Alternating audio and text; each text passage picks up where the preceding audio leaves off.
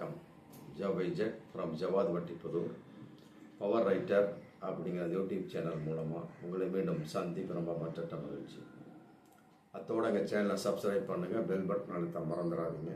அத்தோட எல்லாத்துக்கும் ஷேர் பண்ணுங்கள்.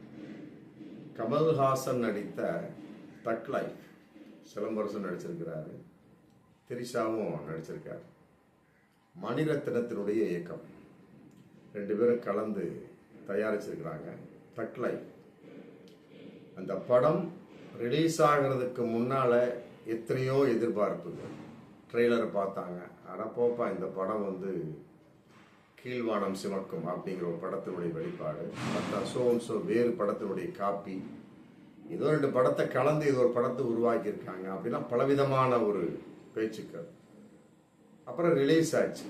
ரிலீஸ் ஆனவுடனே அவர்கள் சொன்ன அதே விளக்கத்தின் அடிப்படையில் அந்த படம் எதிர்பார்த்த வெற்றியை அடையவில்லை அப்படிங்கிற ஒரு விஷயம். தக்லை படத்தை பொறுத்த வரைக்கும் இந்த ஒரு பாயிண்ட், எதிர்பார்த்த ஒரு வெற்றி இல்லை. அதே நேரத்தில் அந்த தக்லை படம் வருவதற்கு முன்னால ப்ரமோஷன் மற்ற ஷோ இசை வெளியீட்டு விழா, அதில் சின்மைக்கு ஒரு அற்புதமான ஒரு வாய்ப்பு. அதாவது முத்தமழை இங்கு கொட்டி கிடக்காதோ அப்படிங்கிற ஒரு பாடல். அந்த பாடலை பாடகி தீய வச்சு ஏஆர் ரஹ்மான் பாட வைக்கிறார் தக் லைஃப்ல. தீ அப்படிங்கிற ஒரு பாடகி, அந்த அம்மா நல்லா பாடுறாங்க. அதே பாடலை இசை வெளியீட்டு விழாவுக்கு பாடக்கூடிய சமயத்தில் அந்த அம்மா வெளிநாட்டில் மாட்டிக்கிறாங்க, பாடகி தீ. அப்படிங்கிற சமயத்தில் அந்த பாடலை யாரை வைத்து பாட வைக்கலாம் அப்படின்னு ஒரு யோசனை பண்ணக்கூடிய சமயத்தில் ஏஆர் ரஹ்மான் ஏன்னா அந்த பாடலை அங்கே தெலுங்குல ஹிந்தியில் சின்மயி தான் பாடுறாங்க. தமிழ் பாடகி சில பிரச்சனையின் அடிப்படையில் தமிழ் சினிமாவில் பாட முடியாத பாடகி, டப்பிங்லையும் செய்ய முடியாத ஒரு பாடகி சின்மயி. அது சம்மந்தப்பட்ட வீடியோ நாங்கள் போட்டிருக்கோம், அதை பாருங்கள் என்ன பிரச்சனை அப்படிங்கிறத. அப்படி இருக்கக்கூடிய சமயத்தில் அந்த சின்மயி பாடகி அந்த ப்ரமோஷன் அந்த இசை வெளியீட்டு விழாவுக்கு வர்றாங்க. வந்த உடனே தீ வரல, உடனே நீங்கள் பாடுங்க அப்படிங்கிற கான்செப்டில் பாடக்கூடிய சமயத்தில் தீ பாடிய பாடலை விட சின்மயி பாடல் அற்புதமாக தூக்குது, ஃபர்ஸ்ட் கிளாஸா. ஆமாம், அது பயங்கரமான ரசிகர்கள் மத்தியில் இன்னைக்கு உலக அளவுக்கு எட்டி விட்ட ஒரு பாடலாக இன்னைக்கு இருந்துட்டு இருக்கு. அடுத்தது ஒரு விஷயத்தை பார்க்கக்கூடிய சமயத்தில் அதே அந்த இசை வெளியீட்டு விழாவில் கொட்டி கொட்டி கிடக்கு அப்படிங்கிற ஒரு பாடல் அந்த படத்தில் பாடியிருக்காங்க. யார் பாடினது அப்படி அலெக்சாண்ட்ரா ஜாய் அப்படிங்கிற ஒரு லேடி பாடியிருக்காங்க. பாடல் கொஞ்சம் சுமாரான ரகத்தை சேர்ந்த விஷயம்தான். இருந்தாலும் அந்த பாடலை அவர் எவ்வாறு பாடினார் அப்படிங்கிற விஷயம் உண்மையிலே இன்னைக்கு பிரச்சனைக்குரிய சர்ச்சைக்குரிய விஷயமா தான் போயிட்டு இருக்கு. சின்மயிக்கு ஒரு டாப்ல தூக்கி விட்டுச்சு, தீயை விட சின்மை அற்புதமாக பாடிவிட்டார் அப்படிங்கிறது. ஆனால் இந்த கொட்டி கொட்டி கிடக்கு அப்படிங்கிற அந்த பாடல், சுகம் இங்கு இருக்கு, சுகர் பேபி அப்படிங்கிற அந்த பாடல் கான்செப்ட் பாடிய விஷயத்துல அவர் மிகவும் அரை நிர்வாண கோலத்தில் ஒரு பாடகியாக நின்று பாடினார் அப்படிங்கிற விஷயம் இன்னைக்கு மிகப்பெரிய ஒரு விஷயமா. அதாவது எங்க காலத்திலாம் பார்த்தோம் அப்படின்னா எத்தனையோ பாடியிருக்காங்க. எஸ் ஜானகி பாடியிருக்காங்க, பி சுசீலா பாடியிருக்காங்க, எல்லார் ஈஸ்வரி பாடியிருக்காங்க. ஏன் சமீபத்தில் இவங்க இறந்து போன சொர்ணலதா கூட பாடியிருக்காங்க. ஆமாம், அவெல்லாம் எத்தனையோ மேடை கட்சியில் பாடியிருக்காங்க. சினிமா படத்தில் என்ன பாடலை பாடினா அந்த பாடலையே பாடக்கூடிய சமயத்தில் அவர்களுடைய உடை அலங்காரமாக பார்த்தோம்னா ரொம்ப பவ்யமாக குடும்பத்தனமாக, அதுவும் எஸ் ஜானகி அம்மாலாம் பொறுத்த வரைக்கும் ரொம்ப மூடிக்கிட்டு தான் பாடுவாங்க. அந்த அளவுக்கு தன் உடம்பை மறைத்து கொண்டு. ஏன் ஜானகி அம்மா பாடலையா? அற்புதமான முடல் பாடலாம் பாடியிருக்கிறாங்க. ஒரு உதாரணம் சொல்ல போனால் இதில் 3ஆம் பறை, இதே கமல்ஹாசன் நடித்த படத்தில் பாலு மகேந்திரா இசை இது இயக்குனத்தில் நடித்த இளையராஜா இசையில் பொன்மேனி உருகுதே என் ஆசை பெருகுதே ஏதேதோ நெஞ்சம் தோணுதே பனிக்காற்றிலே தனன அந்த முக்கள் முறைகள் அற்புதமா இருக்கும். அந்த பாட்டை கேட்டோம்னா நீன மமரு கேணும் நீன இளமையது தீராது. அந்த பாடலாம் வந்து எத்தனையோ தடவை மேடையில் பாடிட்டாங்க எஸ் ஜானகி. அவங்களாம் வந்து அற்புதமா குடும்பத்தனமா தன் உடை அலங்காரத்தில் எந்த ஒரு மாறுதலும் இல்லாமல் கிளீனா எந்த ஒரு கவர்ச்சியும் காட்டாமல் அற்புதமா எத்தனையோ மேடையில் பாடியிருக்காங்க எஸ் ஜானகியும். அதே மாதிரி தான் அவங்க பாடின இந்த சகலகலாவில் அதே கமல்ஹாசன் நடித்த படத்துலேயே தான் நேத்து ராத்திரி தூக்கம் போச்சிடி நேத்து ராத்திரி எம்மா யார் சொல்லுவா? எஸ் ஜானகி அம்மா. அற்புதமா பாடும் அந்த பாட்டு. ஆரம்பமே அந்த முக்கல் முனகம்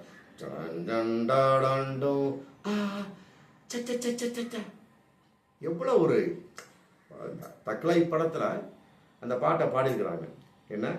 என்ன வேணும் உனக்கு கொட்டி கொட்டி கிடக்கு சுகம் எங்க இருக்கு அப்படிங்கிற அந்த பாடல். சுகர் பேபி அப்படிங்கிற பாடல் என்ன முக்கல் முனகல் இருக்கு, கொஞ்சம் தான் இருக்கு இதை விடவா.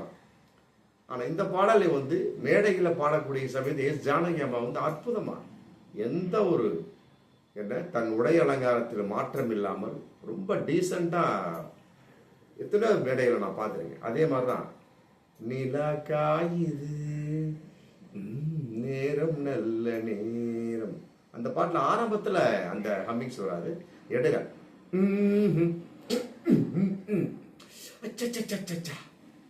இந்த பாடல்லாம் வந்து சினிமாவில் உள்ள பாடல். இந்த பாடலவே எஸ் ஜானகி அம்மா வந்து இதுல ஸ்டேஜ்ல பாடிருக்கேன். நானே கேட்டு 2-3 தடவை கேட்ட சமயத்தில் அவங்கள்ட்ட எந்த ஒரு மாற்றமும் இருக்கு. இன்னும் சொல்லப்போனா ஜானகி அம்மாவை பொறுத்த வரைக்கும் அந்த உதடு தான் அசிங்கம், உடம்புல ஒரு அங்கங்கள் ஒரு அந்த முடி அளவு விஷயம் கூட ஆடவே ஆடாது. அந்த அளவுக்கு ஒரு கண்ணியமா பவ்யமா ஒரு கட்டுப்பாடா ஒரு குடும்பத்தனமா தான் வந்து ஒரு பாடகி அப்படிங்கிறது தெரிந்தாலுமே கூட அந்த மேடை ஓப்பன் மேடையில் எந்த அளவுக்கு கண்ணியமாக நடந்து கொள்ள வேண்டும் அப்படிங்கிற விஷயம் இருக்கு இல்லையா.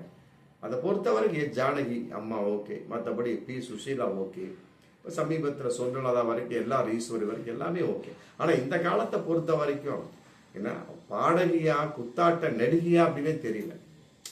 ஏகப்பட்ட ப்ரமோஷன்ல பார்த்துட்டாங்க. பட்லைஃப் சம்மந்தப்பட்ட இதான் என்ன வேணும் உனக்கு கொட்டி கொட்டி கீழே அதில் என்ன ஹம்மிங்ஸ் இருக்கு, ஒன்றுமே இல்லை.